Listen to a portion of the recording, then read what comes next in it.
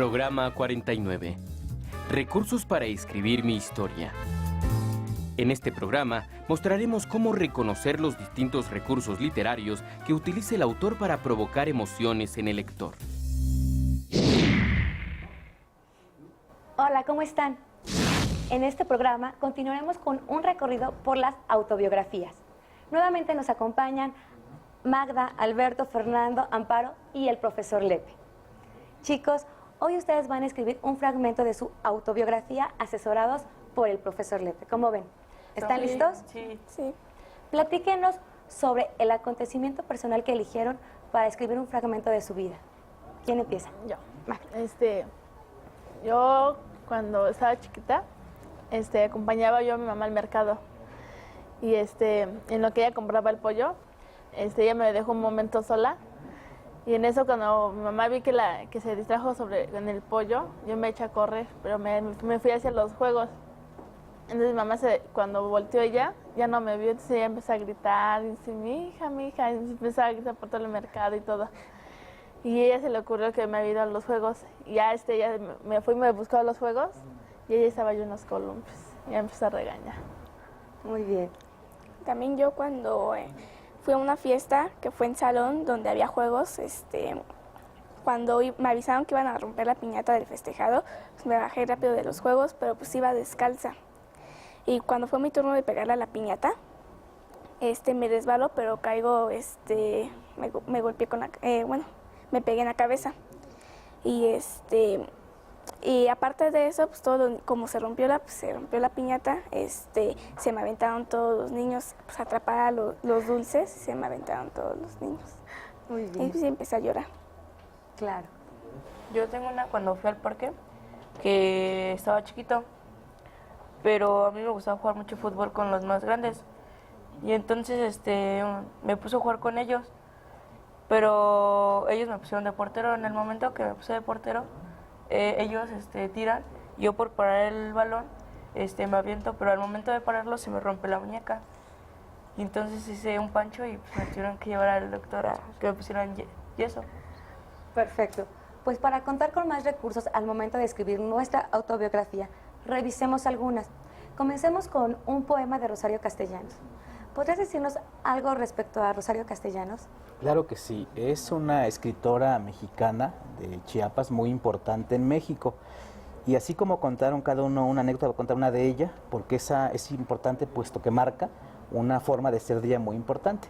Rosario Castellanos, una ocasión, escuchó a su madre decir, porque su sirvienta tuvo un sueño. Ella soñó que se moría uno de los hijos de la mamá de Rosario Castellanos. Ella tenía un hermano, eran 2 niños. Entonces la mamá dijo, oye, ¿soñaste que se murió uno de mis hijos? Dime por favor que no soñaste que se murió el varón. Es decir, o sea, lo que impacta para ella, ¿no? Entonces, a partir de ahí ella aboga mucho por la mujer, dice, también la mujer es importante. Y esa es más o menos la obra de Rosario, marcada por este hecho y por varios más. Pero ¿por qué no escuchamos un poquito un poema de ella que nos habla y se retrata a sí misma, ¿no?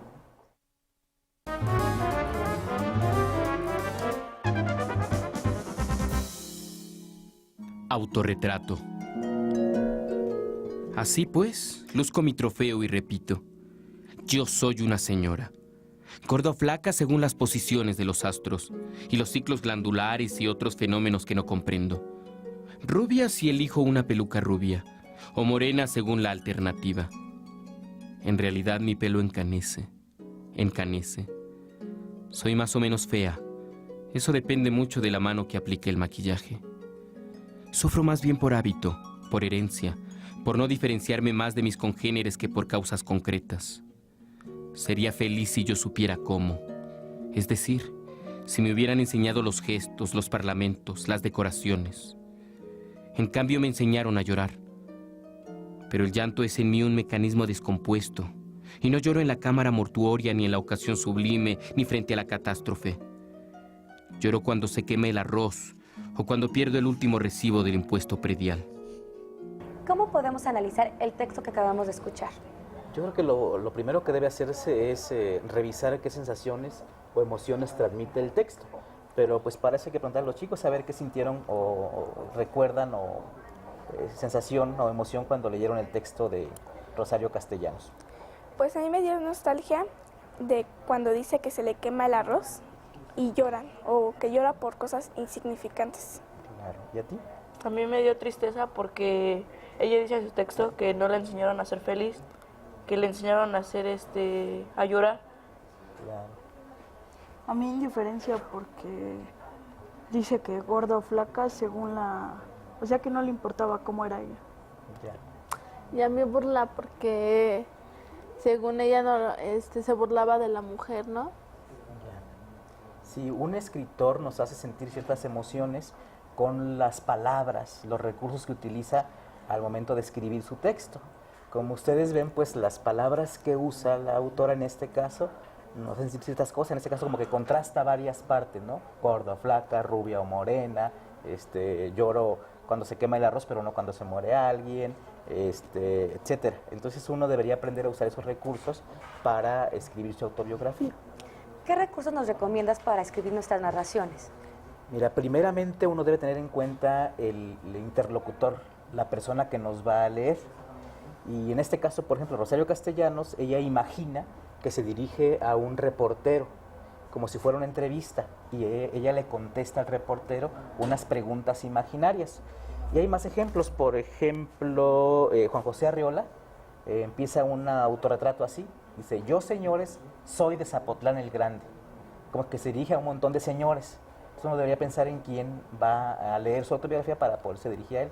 A mí se me ocurre ahorita que leía, que escuchaba lo que iban a comentar en su autobiografía, cuando comentas que te perdiste, por ejemplo, en el mercado, que podría ser contarlo como forma de suspenso y decir algo así como: la niña desapareció, punto.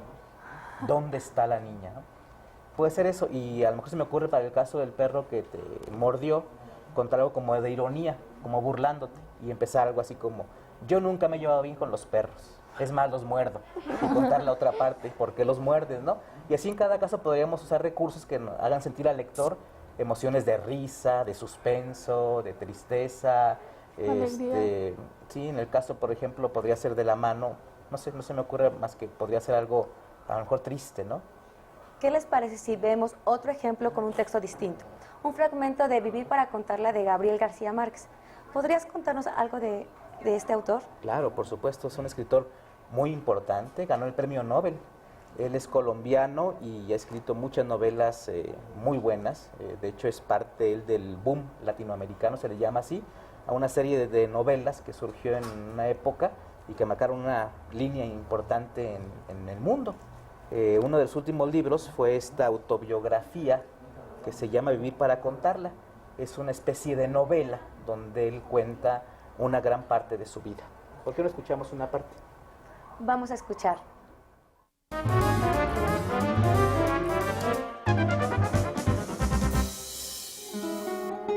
Vivir para contarla. Lo había visto por primera vez a mis 5 o 6 años. Una mañana en que me colé en el traspatio de su casa con otros compañeros de escuela para robar los mangos enormes de sus árboles. De pronto se abrió la puerta del excusado de tablas construido en un rincón del patio y salió él amarrándose los calzones del lienzo. Lo vi como una aparición del otro mundo, con un camisón blanco de hospital, pálido y óseo, y aquellos ojos amarillos como de perro del infierno que me miraron para siempre. Se fijó en los mangos que yo acababa de arrancar del árbol y me tendió la mano. «¡Dámelos!», me ordenó, y agregó mirándome de cuerpo entero con un gran menosprecio: «¡Raterito de patio!». Tiré los mangos a sus pies y escapé despavorido. Profesor, ¿qué nos puedes decir del fragmento que acabamos de escuchar? Igual propondría que primero analicemos lo que nos hace sentir el texto y pues aquí tenemos a la opinión más valiosa, ¿no? ¿Qué piensan del texto? ¿Qué sintieron? ¿Qué emoción les dio? Pues yo sentí algo chistoso, ¿no? Porque expresa en algún pedazo del fragmento algo chistoso, ¿no? Que cuando sale según en calzones y todo eso. Ya. A mí me dio como que humillación, o sea, humillación de decir raterito del patio. ¿Sentiste que había humillación? Humillación en el texto, al Ya. decir eso. No, pues yo sentí suspenso cuando según apareció el perro con los ojos amarillos que parecía diablo. A mí me dio un poco de miedo cuando dice la frase que él lo vio como una aparición del otro mundo, ¿no? Eso les iba a preguntar, ¿qué frase les recordaba o les causaba la sensación? Y efectivamente, cuando el autor compara al señor dueño de los mangos dice como un fantasma de otro mundo, eso nos trata de hacer sentir el autor como miedo, porque dice, bueno, lo compara con un fantasma y no lo es. La forma en que el autor usa el diminutivo, no quiere decir ratero, dice raterito, pero de patio, ¿no? Como una humillación, tú no eres nadie, eres un raterito pero de un patio. Muy bien, pues esos son los como recursos que utiliza el autor. Ahora sí, ya que identificamos los recursos, pueden escribir sus textos.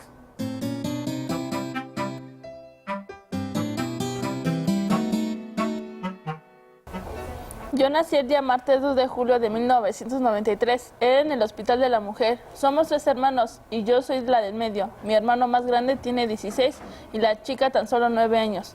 Mi mamá se llama Claudia y mi papá Santiago. Mi mamá se dedica a trabajar y así también mi papá. Son comerciantes. Vivimos en el Distrito Federal, en una colonia ubicada en la delegación Venustiano Carranza. Empecé a caminar al año y mis primeras palabras fueron mamá y papá. Y mi hermano mayor me cuidaba, y no con mucho cuidado, pues salía a jugar mientras mis papás trabajaban. ¿Alguna recomendación, profesor? Bueno, yo creo que, para empezar, todos los que escriban un texto deben tener en cuenta que hay que hacer varios intentos para que nos salga mucho mejor, es decir, no hay que conformarnos con lo primero que vamos a escribir. Y entonces hay que darle vueltas, muchas vueltas, acomodos, reacomodos al texto que hemos escrito. A mí se me ocurre que para tu texto, Magda, una cosa que podría servir es que nos alteraras el tiempo de la narración. Si en lugar de contar desde que naciste, contar al revés, desde una época más reciente de tu vida o más grande, e ir hacia atrás, como si fuese una cámara contando al revés. De hecho, García Márquez, esta autobiografía la comienza contando una cosa que le pasó de adulto, cuando acompañó a su madre a vender la casa. Y empieza a recordar hacia atrás todo lo que le pasó. Entonces yo creo que eso podría servirte para darle otro giro a tu autobiografía y que la gente que te lea se emocione y le encuentre como pues más suspenso a la historia que estás contando. Ok, gracias. ¿Alguna última sugerencia? Ante todo, creo que el texto hay que probarlo. Uno va a escribir una versión, luego la transformas, la das a leer y preguntas a la gente qué les parece, qué opinan.